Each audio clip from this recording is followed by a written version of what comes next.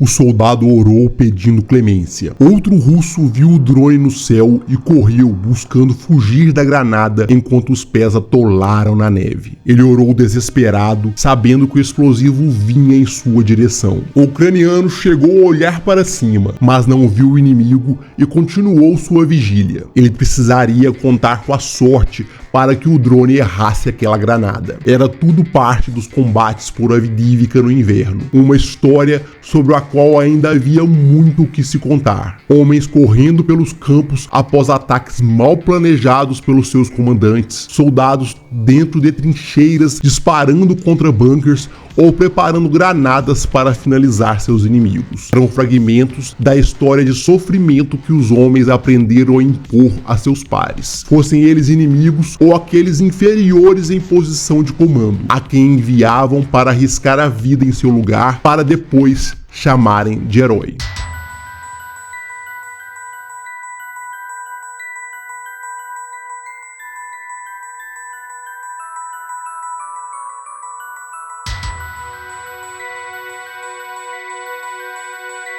O inverno voltou em 2023 e mesmo depois de um ano, o fogo e a morte ainda prevaleciam nos campos da Ucrânia. Primeiro vieram os ventos frios antes da neve começar a cair, apenas com a chuva e a lama, seguidos por uma terra endurecida que só dificultava a vida do soldado. A natureza tentou barrar o ser humano com baixas temperaturas, mas o homem tinha seus próprios recursos para persistir na matança de seus pares, mesmo nas situações mais adversas. É claro que Avdiivka continuava sendo o centro das atenções desde que os russos haviam iniciado sua grande ofensiva contra a cidade em outubro de 2023. No entanto, em dezembro e depois em janeiro, houveram muitas notícias relacionadas com a guerra que não envolviam apenas a cidade. Algo que vale a pena comentar antes de iniciar os relatos sobre o sangue avermelhando a neve e as chamas das bombas derretendo o gelo. Vladimir Putin havia declarado em dezembro de 2023 que só negociaria quando alcançasse seus objetivos. Anunciou também que, no ano seguinte, em que ocorreriam as eleições russas, não seria necessária uma nova mobilização. Já havia 617 mil soldados lutando na Ucrânia, incluindo mercenários e voluntários de outros países, como Cuba, Colômbia, Nepal e regiões da África. Obviamente, entre esses, houve mortes e alguns que perderam sua empolgação com a guerra, quando a realidade caiu diante de si na forma do fedor da morte, do calor das bombas e do gelo do inverno.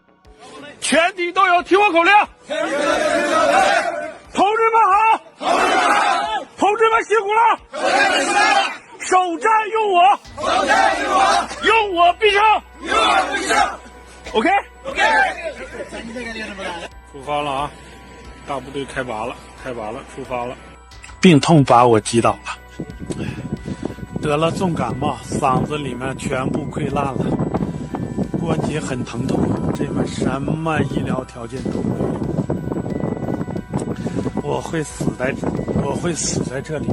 Os russos seguiram confiantes com a iniciativa total durante o período. Marinka havia caído depois de tanto tempo de batalha. Os chineses declararam apoio total à Rússia, a despeito da pressão feita pelos Estados Unidos. Os drones iranianos continuaram sendo enviados. Isso se somou a declarações do alto comando ucraniano, como do brigadeiro-general Alexander Tarnavisky, que relatou que a escassez de munição de artilharia da era soviética e a falta de apoio ocidental reduziram as operações ofensivas ucranianas, além do fato de haver cada vez mais dificuldades de recrutamento na Ucrânia, com uma população muito menor. Os atos de espionagem russos ficaram mais ousados. O Serviço de Segurança da Ucrânia, o SBU, revelou que um dispositivo de gravação foi descoberto dentro de escritórios que receberam o comandante em chefe militar ucraniano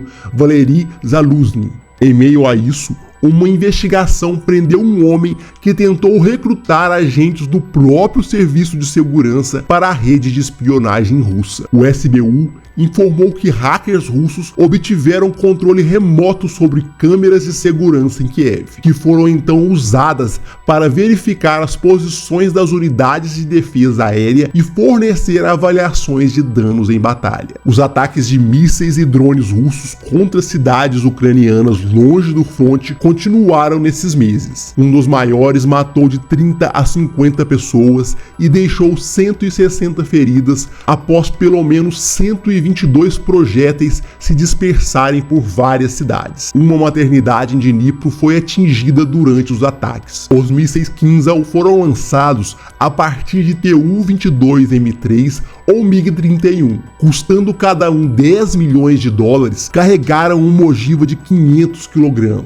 Em velocidade supersônica, puderam viajar por até 2.000 km até seus alvos. A destruição foi vasta, mas houve alguns deles derrubados pela defesa aérea ucraniana. A Ucrânia sofreu pressão em múltiplos frontes. Perdeu Marinka. A ofensiva sul se transformou em uma defesa desesperada. E Kherson sofreu com múltiplos bombardeios que impediram a travessia do Dnipro. Aviões Su-25 e Su-34 causaram um inferno sobre as tropas ucranianas, bombardeando tudo na região. A situação foi remediada quando 3 deles foram destruídos em 22 de dezembro, algo que facilitou a vida dos fuzileiros que montaram uma cabeça de ponte nas outras margens. Tempos depois, um Su-30 foi derrubado sobre o Mar Negro. A vida dos russos não ficou mais fácil por aqueles lados. O navio Novocherkassk foi destruído pelo ataque de 2 Su-24, algo confirmado pelas próprias forças armadas da Rússia, que depois insistiram que haviam derrubado esses 2 aviões. Já em janeiro, um bombardeiro Su-34 foi queimado enquanto estava pousado na base aérea de Chelyabinsk. Um garoto de 16 anos do Daguestão foi preso como autor da sabotagem. Esses foram alguns dos eventos ocorridos em dezembro e janeiro, quando os céus se preparavam para precipitar neve para cobrir os corpos de Avdiivka.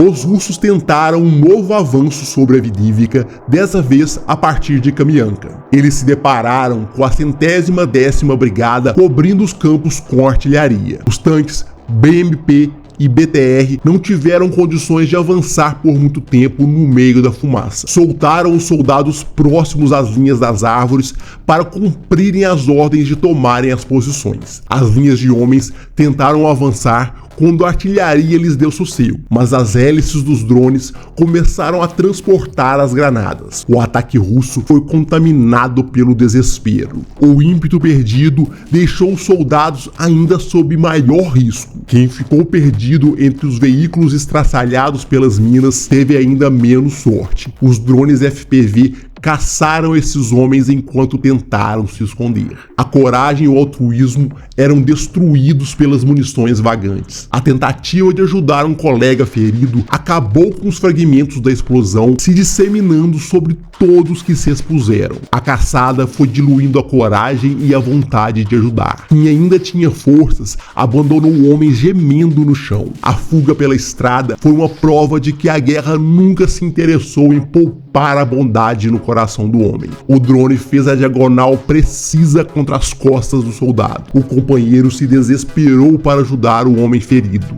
Retirou o que tinha para tentar os primeiros socorros. Mais tarde, os ucranianos voltaram apenas para filmar o corpo abandonado na estrada. Era difícil para um soldado escapar de um drone kamikaze. A Ucrânia, assim como a Rússia, usava diferentes tipos dessas munições vagantes. Os drones Pegasus eram um deles, um tipo de equipamento doméstico comprado a menos de $500 e podendo carregar 1 kg de explosivos por até 15 minutos. Descendo a 70 km por hora contra um russo, era difícil desviar. E se explodiu perto, o soldado ainda era afetado pelos fragmentos. Outras versões carregaram mais explosivos. A chance de explodir um tanque era relativamente alta quando acertava um ponto fraco na blindagem, ou poderia apenas afetar as tropas sobre o veículo, arrancando soldados de operação e colocando a tripulação em pânico,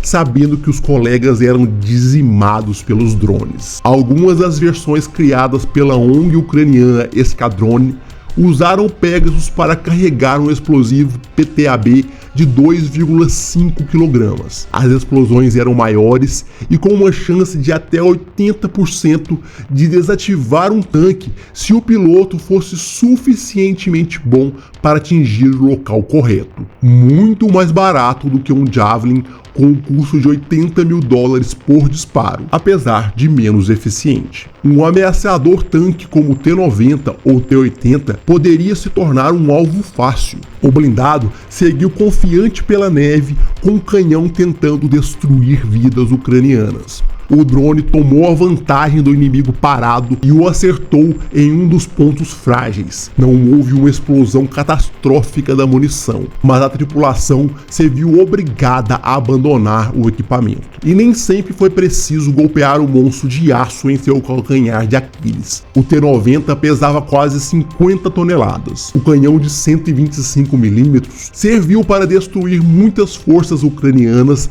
durante os 2 anos de conflito. Mesmo assim, ao ser atingido de frente em um de seus pontos fortes pelo drone kamikaze, algo ocorreu dentro do blindado. Alguma coisa se partiu, fosse no sistema eletrônico ou no coração dos tripulantes. Eles perderam o controle do veículo e logo fugiram pelas árvores em desespero, temendo a perseguição dos drones. Esse monstro ainda tinha chance de recuperação, então foi finalizado para que nunca mais voltasse para o campo de batalha. Os pilotos da 59ª se aproveitaram da velocidade dos drones para manter os russos desesperados durante seu ataque. O esquadrão adversário teve que parar o avanço para tentar desesperadamente atingir o alvo no céu, sabendo da dificuldade de se fugir assim que o mergulho mortal fosse iniciado. Como era bastante comum nos vídeos de Avdiivka, a explosão colocou muitos dos russos no chão frio para sempre. Esses drones poderosos foram usados pela 110ª repetidas vezes para eliminar uma arma russa rara, mas poderosa. O BMPT Terminator era um equipamento a se temer. 2 canhões automáticos, 2 A-42 de 30mm, 2 lançadores de granadas AG-17D e uma metralhadora coaxial PKTM de 7,62mm causaram estragos nas tropas ucranianas. Cada canhão podia disparar efetivamente até 800 projéteis por minuto até 2.000 metros. Não foi à toa que os ucranianos insistiram no uso de vários drones contra o veículo. A armadura o protegeu de diversos golpes dos kamikazes. A tripulação tentou fugir enquanto era perseguida por cada vez mais drones até finalmente se julgar protegida debaixo da ponte. Ali, o BMPT de $2 milhões se tornou sucata. Os drones foram até sorrateiros para eliminar os russos que sobraram dos ataques. Os soldados colocados de vigia perceberam tarde demais quando o piloto da Strike Drone Company da Brigada 47 colocou uma das munições vagantes dentro do BTR. Quem estava no interior foi rasgado pela explosão. Os drones que carregavam granadas eram uma ameaça que travava de medo os soldados do mesmo modo. Era difícil prever a queda do explosivo naquela altitude. Mesmo observando com cuidado, o soldado perdeu a referência e ainda foi obrigado a olhar para onde estava correndo naquele terreno acidentado. Isso o levou para o caminho errado, abraçando a morte lenta sobre o gelo. O medo ao chegar o drone era tanto que colocou até o homem ferido para correr. O soldado calejado pelas batalhas de inverno foi posto a orar por clemência. Mais de um fez isso, pedindo com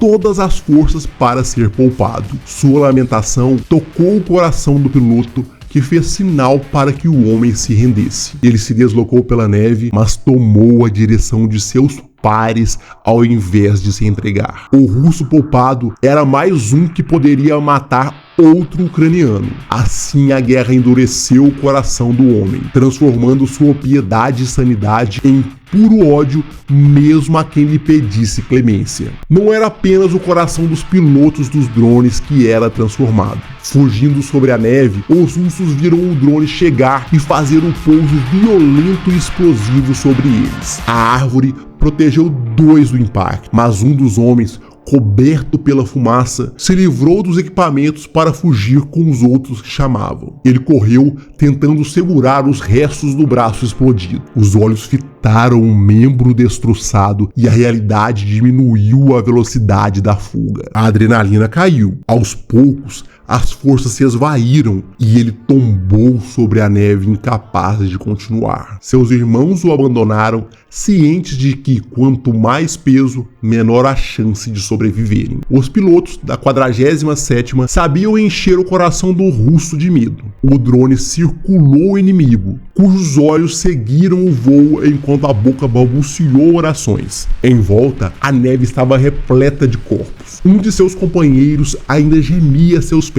Ele bem que tentou se desviar no último minuto, mas o drone foi rápido demais, finalizando a corrida dele e os últimos suspiros do soldado já caído. Alguns homens tinham sorte e ficaram famosos por isso. Um dos soldados russos estava sobre a neve tentando atirar com seu fuzil depois de ter visto tantos morrerem para os drones. O kamikaze mergulhou para a entrega. O homem soltou o dedo do gatilho e correu para um dos lados. O drone fez a curva, mas estourou mais adiante. O russo se levantou com o coração quente, feliz pela esquiva tão rara. Foi considerado um herói, com direito à entrevista. Obviamente, havia outros tipos de drone. O Switchblade foi capaz de descer a 160 km por hora sobre os russos. Voando até 10 km, ele atingiu facilmente uma equipe de ATGM inimiga sem precisar que nenhum soldado se arriscasse.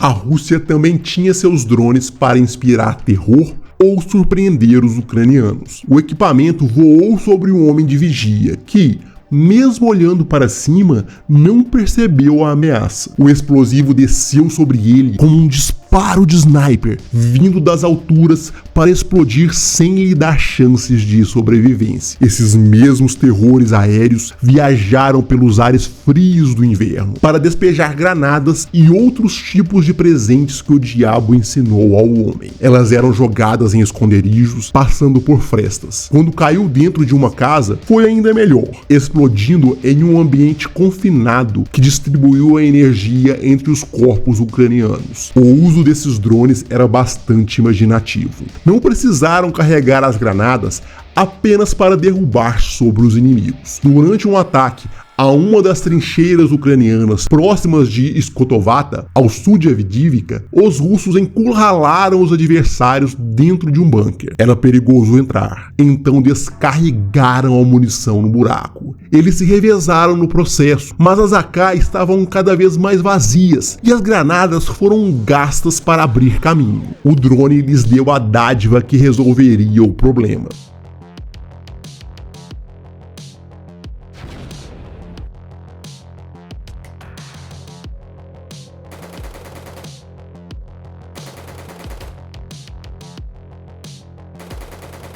Os russos impuseram sua artilharia sobre os ucranianos. O 2S Pion, ou Malka, foi preparado pela equipe para iniciar mais os bombardeios sobre a Coke Plant, onde os ucranianos ainda estavam acumulados e resistindo ao avanço. Retiraram a capa que protegeu do acúmulo da neve e camuflou o veículo. Depois do movimento lento, posicionou-se para os disparos. O canhão de 203 mm colocou um projétil de mais de 100 kg a 30 km, explodindo sobre as defesas ucranianas sem que os defensores sequer soubessem de onde estavam sendo atacados. Os Su-34 decolaram para completar o processo. Podendo voar a 2.000 km por hora, eles tinham como função jogar bombas variadas contra as bases ucranianas. As bombas FAB completaram os bombardeios, caindo sobre a fábrica e nas trincheiras à frente. A Ainda assim, o território ganho pelos russos